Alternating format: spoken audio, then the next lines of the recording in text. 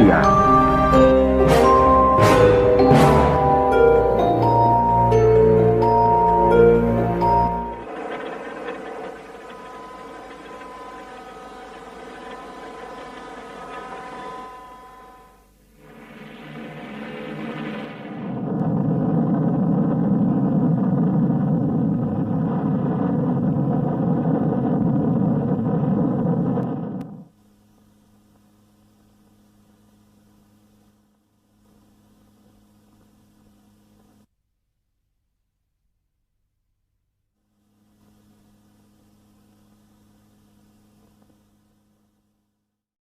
Pada tanggal 14 Agustus 1945, Jepang menyerah tanpa syarat kepada sekutu.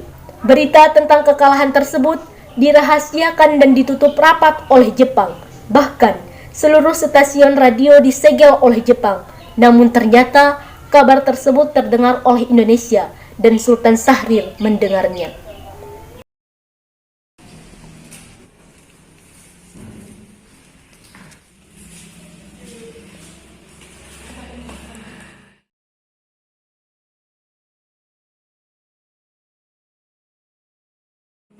On the battleship Missouri, the representatives of the Emperor of Japan and the Japanese government. Sore harinya, setelah Sultan Syahrir mendengar kabar kekalahan Jepang, Sultan Syahrir pun bergegas dengan para pemuda untuk mengadakan rapat di Jakarta. Assalamualaikum. Waalaikumsalam. Saya ada mau kabar bahagia untuk Indonesia. Jepang telah menyerah tanpa syarat kepada sekutu. Saya mendengar kabar ini pagi ini di radio TVsionet. Telah terjadi kekosongan kekuasaan di Indonesia. Itu merupakan kabar yang menggembirakan untuk kita semua.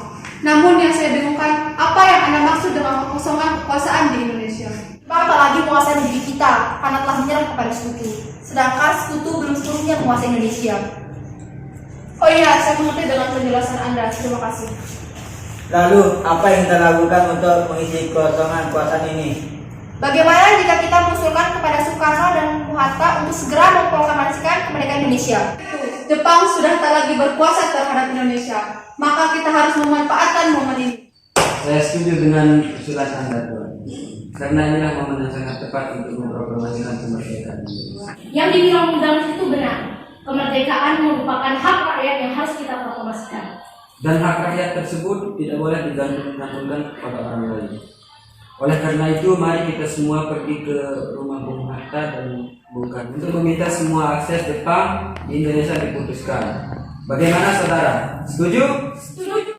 Keesokan harinya, pada tanggal 15 Agustus 1945, Sultan Syahrir bersama dua rekan lainnya pergi ke kediaman Soekarno. Mereka bertiga datang untuk meminta Soekarno memutus perjanjian dengan Jepang dan memproklamasikan kemerdekaan. Assalamualaikum Bung Karno. Bung. Waalaikumsalam.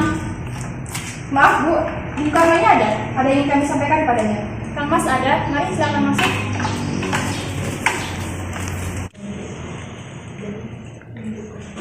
Ada yang datang menemuimu, Mas. Ingin bicara penting, kata Mas. Selamat malam Bu. Malam.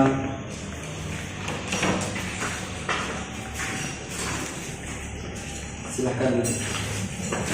Maksud apa saudara-saudara datangi kami?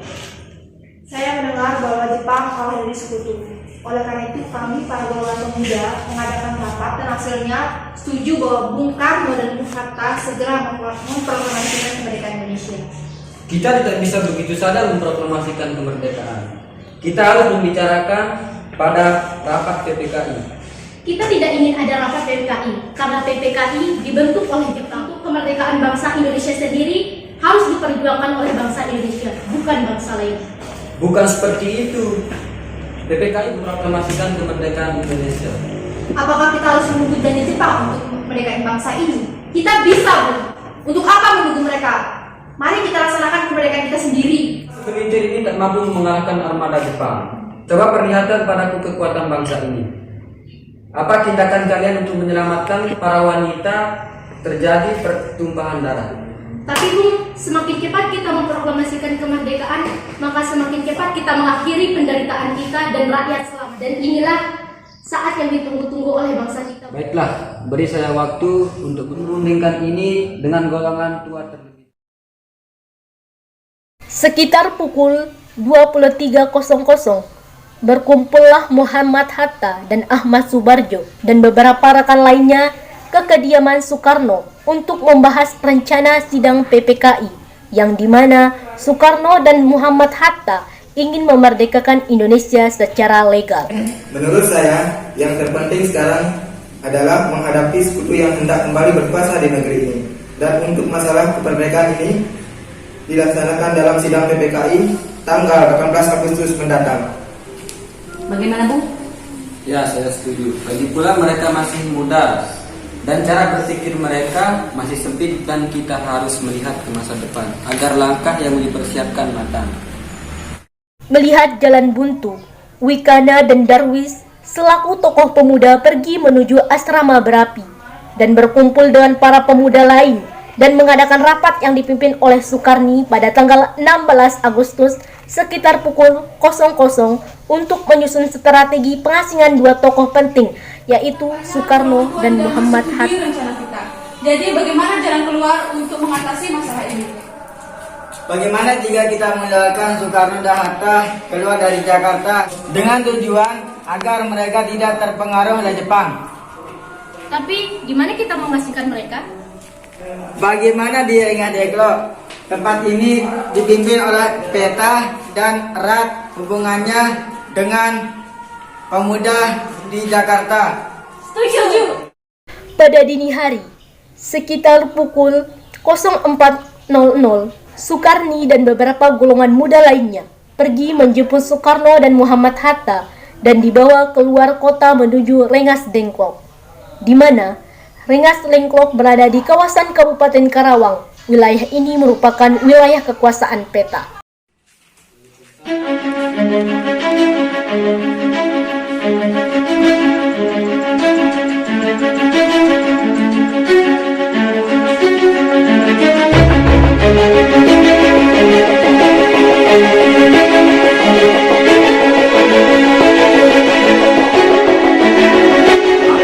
Kalian membawa kami ke sini. Kami ingin membahas kembali tentang kemerdekaan, Bung. Bukankah kita sudah sepakat bahwa masalah ini akan kita bahas pada sidang PPKI nanti? Kenapa harus menunggu PPKI? PPKI itu buatan Jepang. Kami ingin memproklamasikan kemerdekaan ini tanpa campur tangan Jepang. Pendapat ini benar. Namun ini terlalu cepat untuk memproklamasikan kemerdekaan karena kita membutuhkan bantuan Jepang. Apakah selamanya kita harus menunggu janji dari Jepang? Kita berhak untuk bebas. Kita berhak untuk merdeka. Kita, rakyat, sudah lelah untuk terbelenggu di dalam penjara yang dibuat oleh Jepang. Dan inilah saatnya untuk kau memproklamasikan kemerdekaan. Kita bahas dengan kepala dingin. Pertemuan Anda berbuat tentang masalah proklamasi. Kami memang belum mempertimbangkan masalah ini dengan matang.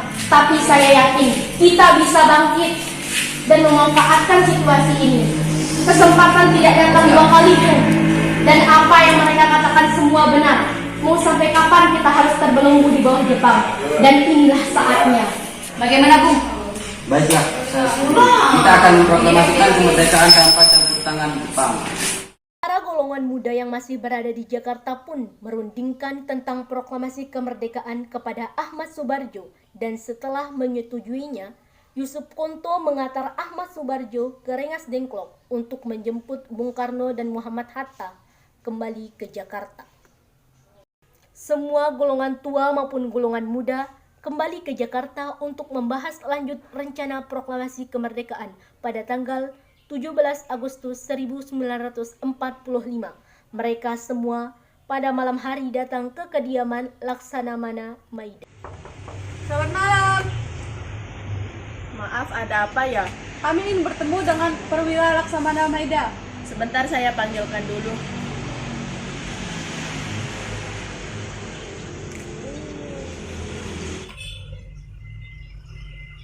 Malam, ada apa Bu? Maaf mengganggu malam-malam begini. Kami perlu menjadwalkan untuk membicarakan rencana proklamasi kemerdekaan Indonesia yang akan kita laksanakan pada esok hari.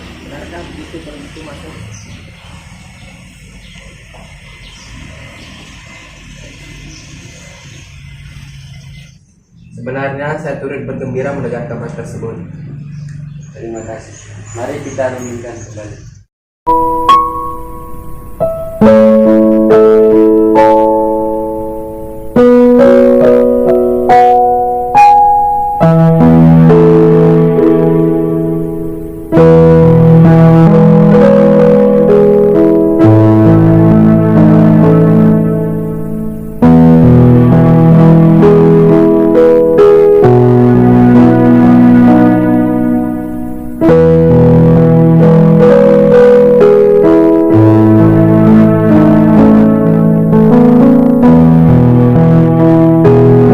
Bagaimana dengan penandatanganan naskah proklamasi ini? Sebaiknya naskah ini tidak ditandatangani oleh PKI karena PKI itu buatan Jepang dan kita telah sepakat bahwa tidak ada unsur tangan Jepang saat memproklamasikan kemerdekaan. Bagaimana jika yang menandatangani naskah itu kita yang berunding di sini? Seperti ketika Amerika menandatangani deklarasi mereka. Jangan, kita tidak boleh meniru bangsa lain, Bung. Lalu bagaimana ini, Bung? Karena ini semua berkat jasa Indonesia, berarti atas nama bangsa Indonesia. Setuju. Saya juga punya usul. Bagaimana jika yang menandatangani Anda dan Hatta menjadi wakil bangsa ini? Bagaimana? Bagaimana hadirin? Setuju? Setuju.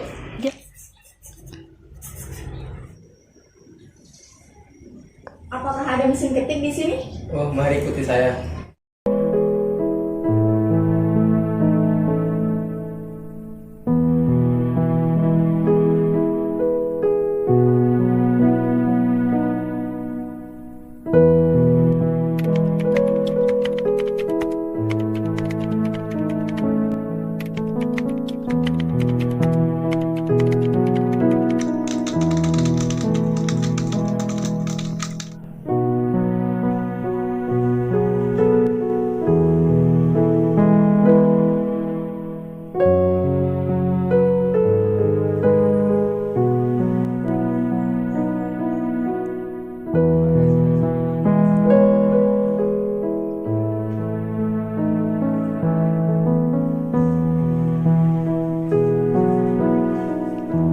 Setelah perundingan di rumah Laksamana Maida, Soekarno pun pulang dan disambut hangat oleh sang istri tercinta. Alhamdulillah semua berjalan dengan lancar. Terima kasih Ibu telah menemani saya dari masa-masa yang sulit ini. Alhamdulillah, terima kasih kepada Gusti Allah karena telah memberikan kita kesempatan untuk memproklamasikan kemerdekaan bangsa ini. Oh ya, kalian sudah mempersiapkan persiapan untuk proklamasi besok? Sudah. Kita akan melaksanakan upacara bendera dengan diiringi lagu Indonesia Raya. Oh ya, kita belum punya bendera. Lantas bagaimana? Ya ampun, Mas lupa bagaimana jika ibu saja yang menjahitnya. Tapi ibu tak punya kain, Pak. Yang ada hanya kain merah dan putih. Apakah tak apa? Tak apa, Bu. Buatlah sederhana yang kau bisa, Ibu.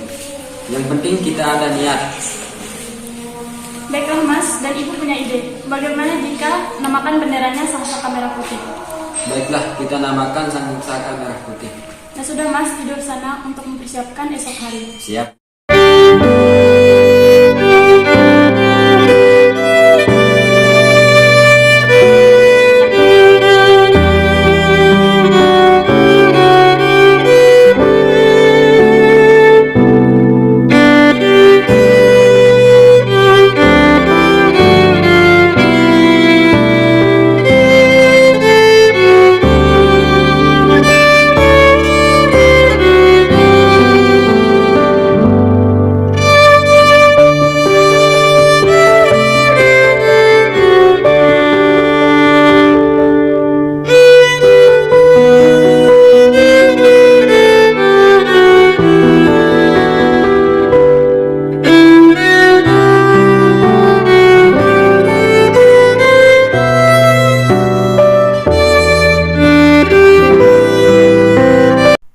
Keesokan harinya, mereka semua berkumpul pada tanggal 17 Agustus 1945 di Jalan Pegangsingan Timur, Jakarta.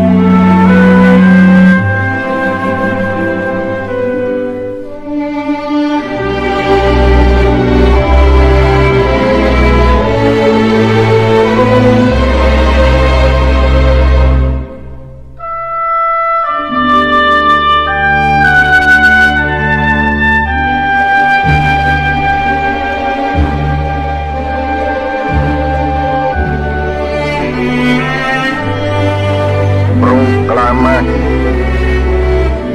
kami, bangsa Indonesia, dengan ini menyatakan kemerdekaan Indonesia.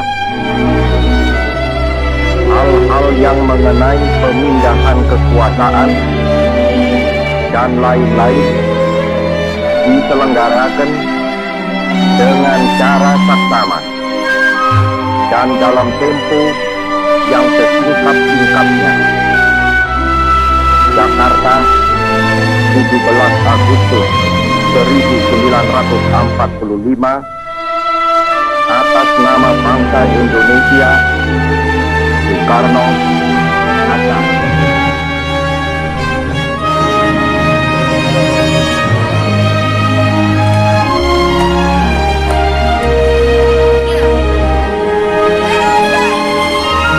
Kepada Sang Merah Putih, hormat gerak!